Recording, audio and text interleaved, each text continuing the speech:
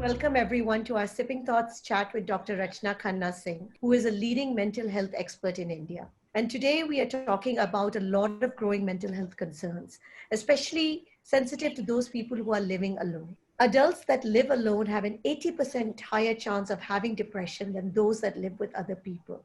So, first of all, Rachna, I'd just like to ask, are these numbers really, really true? Yes, most of these numbers are true because they're statistically, that's what the statistics show. Dr. Rachna, the biggest problem, the one who's staying alone, especially in this pandemic, they can't reach out to people. There's no physical contact. You can talk to people on the phone.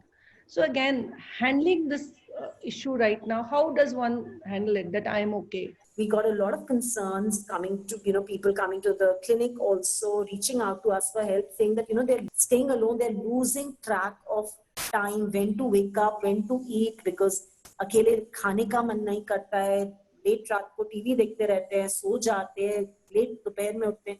So there is nobody. So it's very important to create a buddy system. So please, identify 2 or 3 people, one person who you can just be a buddy to just kind of, regulate your sleep with that saying, listen, I'm sleeping now, I'm getting up now. Another person for maybe, or the same person for your meals. Another person when you are feeling emotionally down and out. Like I said, we again say that even if we have 3 people with us who are there on your dial list, who you can reach out to any time of the day or night because you want to talk to them, it's very, very important. So please don't be afraid, don't be embarrassed. And if you still feel uneasy, uncomfortable, can't deal with the situation, please reach out to a mental health professional. So my question is, the person who is already going through mental issues or loneliness, that person, when the person calls somebody, the friend doesn't pick the phone up for any reason.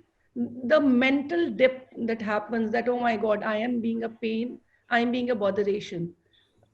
How do you control that situation? That is what I'm saying. It is very important to have 2, 3 people. See, this comes from feeling rejected. We have to let go of these feelings where you feel that you have to have faith in those 3 or 4 buddies that you identify. That if you've called them even twice or thrice and they've not responded to you, you need to feel and understand that the person could be busy versus thinking now the person doesn't like me or doesn't need me. This stems from where you feel rejected. You need to let go, and you need to understand that today, like I said, today, if you're there, that person is there for you, tomorrow you will be there for that person. So make sure that you have such relationships, and this insecurity of feeling that just because the person hasn't picked up the phone, they don't like me anymore. So that is something or they haven't put a, like to my Facebook picture or Insta, they really do not bother too much about me.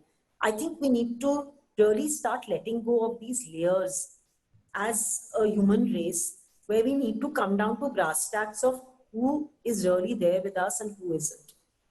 We all have enough fair weather friends, enough acquaintances, but this is the time to have some rock solid people around you. And if you don't have them, doesn't matter. It's time to build those relationships also. Rock solid relationships are not built overnight. So it's time to start building some fresh relationships as well. So don't worry. This is something which everybody feels, everybody goes through, but you have to do some positive self-talk to yourself and say that it's okay, the person just might be busy.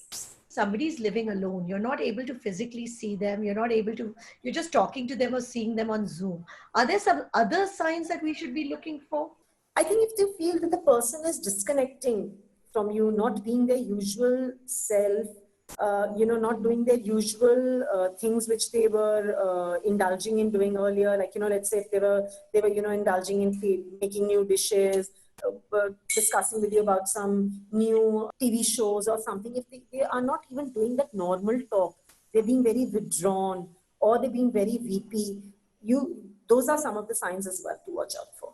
Well, yeah, I think it's very tough time for people that are living alone, but hopefully some of these tips will help you. I think one last thing, if you don't have anybody, are there some support groups, or how do you find the right mental professional to speak to? There are a load of support groups available. If you go on to, if you search for them, even on Facebook, otherwise also you'll see a lot of support groups for various different things that you need for various different things that you're doing. And there are a lot of communities which have come together to support. In fact, I'm finding even people's RWAs are supporting them so well. So, they're reaching out, RWAs have formed groups, your neighbors. So there are a lot of support groups available. There are a lot of support chat groups which you can chat to. And of course, to find a mental health professional, you need to do your search or a referral, some credentials which are already there for the professional. That's how you would possibly want to zero down. And of course, if you take an appointment, you build a rapport and you see if you gel with the professional, that's important as well.